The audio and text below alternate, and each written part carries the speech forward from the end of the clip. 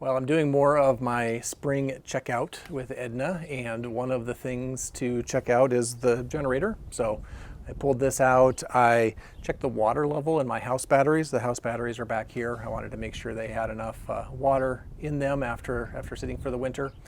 I also wanted to just check out the generator, make sure no mice had made any nests in here or chewed on the spark plug wires or anything like that. Of course, check the oil, make sure it's full. We did an oil change on it not too long ago, and we don't run it that many hours, and so the oil looks nice and clean, but it was a little bit low, so I'll put a little bit of oil to top it off.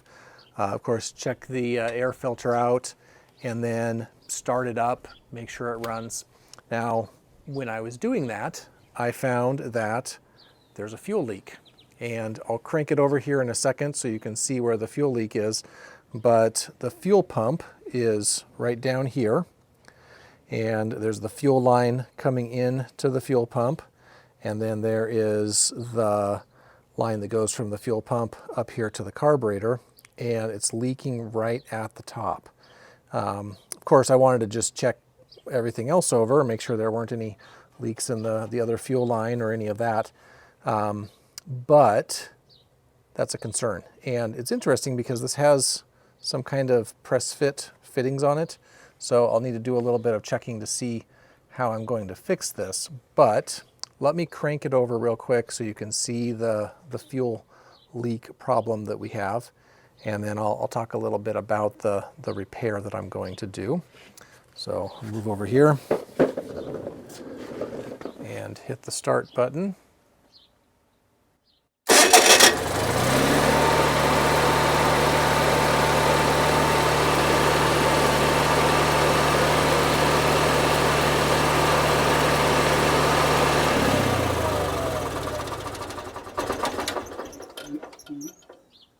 All right, so not a huge fuel leak. It was actually spraying out when I first looked at it, but no fuel leak is good. So I've got to make sure I've got this fixed.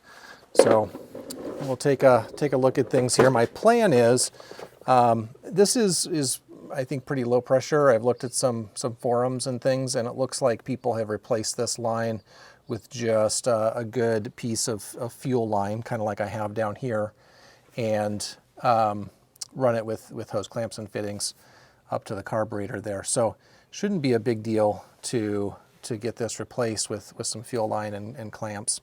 But I'm going to take it apart and see what I need to do. I might need to change some of the fittings on the end here so that I have like barbed fittings that I can put the hose clamps on. But yeah, I'll bring you along and see what I figure out. So this is unscrewing pretty nicely. Looks like it's a 7/16 fitting on the end here. This end is unscrewing pretty easily and not twisting up the hose. This end, this fitting seems to be kind of seized up, so it was twisting the hose up. So I'm going to take this one out and then work on the other end where I can let the hose just turn. But looking at this, I think I'm going to need to get new fittings because this seems to all be one piece with the fuel line here. So I'll need to get some brass barb fittings. Ooh, and this is a very stiff line. I'm going to need to, yeah, we'll see. It'll probably just twist okay as I unscrew this end now.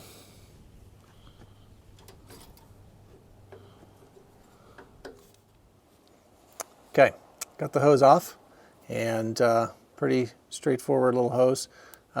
Interestingly, if I bend it a little bit here, boy, lots of cracking. So this is probably a 50-year-old fuel line, I'm guessing. So glad I saw that it was leaking so that I can fix it. The ends seem to be a kind of just normal line fitting. So I'm going to look for some brass fittings like this with barb connectors that I can get a piece of fuel line and just replace this kind of with what I've already got here. So time to go to the hardware store. Okay, well, time to put things back together. I went to several hardware stores and auto parts stores to try to find the right connections and a piece of hose, and struck out. So maybe you'll have better luck than me, but I was able to find the fittings for one end pretty easily, but not the other. So this kind of, I don't know, flanged like compression end was not something that I could find at my various hardware stores. But I went to a shop that does custom hoses and said, can you remake me a hose like this? And they said, sure, no problem. It'll take about 10 minutes and it costs less than $3. So if you can find a shop that does custom hoses, I think that's the way to go. It was a pretty quick, easy fix. I did see that there is a really nice stainless steel braided version of this from Applied GMC. So if you want to spend a bunch of money for a really nice, cool looking one, that's a good option also. But I struck out at being able to find brass fittings that I could, kind of make a new hose out of. So this looks good. I'm going to install it and then we'll start up the generator and make sure it all runs and doesn't leak.